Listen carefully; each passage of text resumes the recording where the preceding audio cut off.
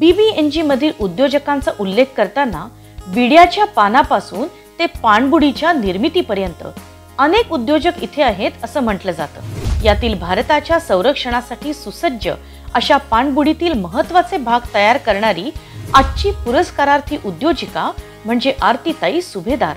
अशोक सुभेदारांशी लग्न झाल्यावर आरतीताईंनी सुरुवातीला न्यू इंडिया इन्शुरन्स मध्ये काही वर्ष जॉब केला, परंतु योगायोगाने सुभेदार साहेबांच्या अर्थात DSA electro control private limited या व्यवसायामध्ये त्यांना लक्ष घालावं लागलं आणि पत्नीची साथ मिळताच या व्यवसायानं आकाश भरारी घेतली।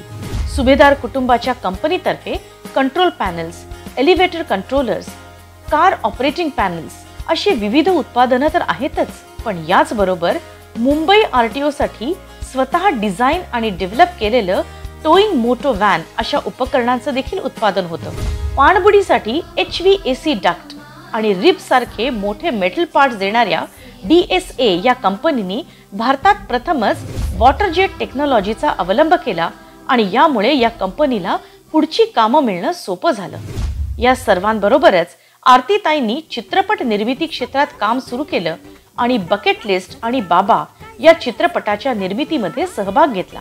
बकेट लिस्ट हा माधुरी दीक्षितचा पहिला मराठी चित्रपट। आयुष्याच्या एका टप्प्यावर मात्र वेगळा संघर्ष सुरू झाला। पतीला गंभीर आजार झाला। अशा वेळेस स्वतःची किडनी दान करून पतीला पुनर्संजीवनी देत देशाच्या संरक्षणासाठी महत्त्वाचं काम करणाऱ्या उद्योगालाही नवसंजीवनी दिली। गेल्या 4 वर्षाच्या मेडिकल परिस्थितीमुळे माझे किडनीज फेल झाले, तर to the extent of giving her own organ to me to see that the industry survives, I think this is very much creditable. आरतीताई, तुमचं योगदान फक्त ब्राह्मण समाजासाठी नसून आपल्या देशासाठी सुद्धा महत्त्वपूर्ण आहे। तुम्हाला उद्यम कौस्तुभ पुरस्कार प्रदान करताना आम्हाला अभिमान वाटतोय।